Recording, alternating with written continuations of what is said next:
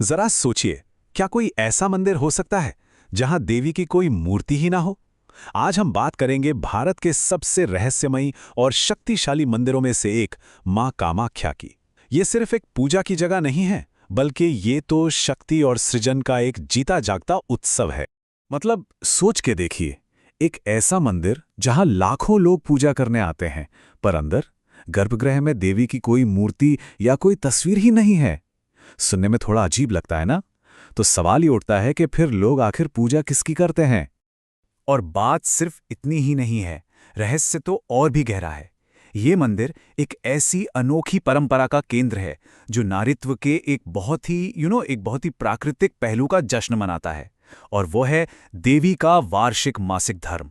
जी हाँ, और यही एक बात इस मंदिर को पूरी दुनिया में सबसे अलग बनाती है।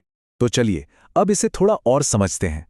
मां कामाख्या का ये मंदिर असम के गुवाहाटी में नीलाचल पहाड़ियों पर है और इसे 51 शक्तिपीठों में सबसे पुराना और हाँ, सबसे शक्तिशाली भी माना जाता है। असल में ये शक्तिवाद का एक बहुत बड़ा केंद्र है, जहां देवी को ही सर्वोच्च शक्ति के रूप में पूजा जाता है। और तांत्रिकों के लिए तो ये जगह बहुत ही ज्यादा महत्वपूर्ण है। अब देखिए, इस मंदिर की इस अनोखी शक्ति के पीछे ना एक बहुत ही ड्रामेटिक पौराणिक कथा जुड़ी हुई है। और ये समझने के लिए कि आखिर ये जगह इतनी पवित्र क्यों है, हमें सबसे पहले शक्तिपीठों के बनने की कहानी को जानना पड़ेगा। तो कहानी कुछ ऐसी है कि जब माता सती ने अपने पिता के यज्ञ में आत्मदाह कर लिया, तो भगवान शिव गुस्से और दुख में उनके शरीर को लेकर तांडव करने लगे, मतलब विनाश का नृत्य। अब पूरे ब्रह्मांड को इस विनाश से बचाने के लिए भगवान विष्णु को बीच में आना पड़ा और उन्होंने अपने सुदर्शन चक्र से माता सती के शरीर के टुकड़े कर दिए। ऐसा माना जाता है कि माता सती के शरीर के ये 51 हिस्से पूरे भारतीय उपमहाद्वीप में अलग अलग जगहों पर जाकर गिरे, और हर वो जगह जहां भी उनका कोई अंग गिरा, वो जगह ऊर्जा और शक्ति का एक पवित्र केंद्र बन गई, जिसे हम आज शक्तिपीठ के नाम से जानते हैं। और इन 51 जगहों में से कामाख्या सबसे अनोखा है। जानते हैं क्यों?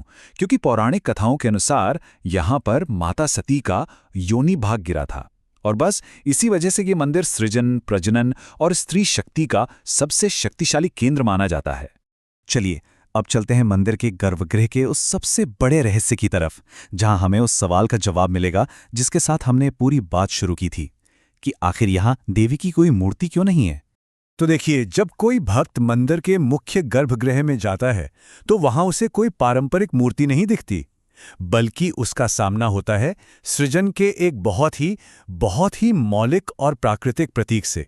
गर्भगृह के ठीक बीच में एक चट्टान है, और उस चट्टान में योनि के आकार की एक दरार है। और कमाल की बात यह है कि इससे लगातार जमीन के नीचे से पानी बहता रहता है। बस यही है मां कामाख्या का असली स्वरूप, और भक्त इसी योनि शिला को साक्षात देवी मानकर इसकी पूजा करते हैं। दरअसल ये योनि शिला जीवन और सृजन के उस कभी ना खत्म होने वाले स्रोत का प्रतीक है, और इसीलिए मां कामाख्या को प्रजनन की देवी, मतलब फर्टिलिटी और जीवन देने वाली देवी के रूप में पूजा जाता है। ये मंदिर सही मायनों में नारीत्व की शक्ति का एक जीता जागता उत्सव है। और जानते हैं, हर साल ये जो प्रतीकात्मक पूजा है ना, ये एक बहुत बड़े एक विशाल उत्सव का रूप ले लेती है, जिसका नाम है अंबुबाची मेला। इसे पूर्व का महाकुंभ भी कहा जाता है, और ये दुनिया भर से लाखों भक्तों, साधुओं और तांत्रिकों को अपनी तरफ खींचता है। इस मेले के दौरान ऐसी मान्यता है कि देवी अपने वार्षिक मासिक धर्म से गुजरती हैं, और इसी दौरान प्रकृति को भी आराम देने के लिए मंदिर के दरवाजे 3 दिनों के लिए पूरी तरह से बंद कर दिए जाते हैं। इन 3 दिनों में ना तो कोई पूजा होती है, ना खेतीबाड़ी का कोई काम होता है, और ना ही कोई और शुभ काम किया जाता है। इन 3 दिनों के बाद भक्तों को एक बहुत ही अनोखा प्रसाद दिया जाता है। ये होता है एक छोटा सा लाल कपड़ा, जिसे अंबुबाची वस्त्र कहते हैं। और ऐसा माना जाता है कि ये कपड़ा देवी की रचनात्मक ऊर्जा से पूरी तरह भरा होता है। तो इन 3 दिनों के बाद चौथे दिन मंदिर को शुद्धिकरण के कुछ खास रिचुअल्स के बाद भक्तों के लिए फिर से खोल दिया जाता है। ये एक तरह से पृथ्वी के नवीकरण, मतलब रिन्यूअल, और देवी के आशीर्वाद के साथ एक नई शुरुआत का प्रतीक है। तो चलिए अब जरा पूजा के आध्यात्मिक सार की बात करते हैं। माँ कामाख्या की आराधना एक बहुत ही विशेष प्रणाम मंत्र से की जाती है, जो उनकी दिव्य शक्तियों का आवाहन करता है, मतलब उन्हें पुकारता है। ये है वो शक्तिशाली संस्कृत मंत्र। भक्त पूरी श्रद्धा के साथ इस मंत्र का जाप करते हैं ताकि उन्हें देवी का आशीर्वाद मिल सके और उनकी सारी इच्छाएं पूरी हो सके। अगर इस मंत्र का सरल सा अर्थ देखें तो वो है, हे माँ कामाख्या, आप इच्छाओं को पूरा करने वाली हैं। कामेश्वर यानी शिव और हरि यानी विष्णु की प्रिय हैं।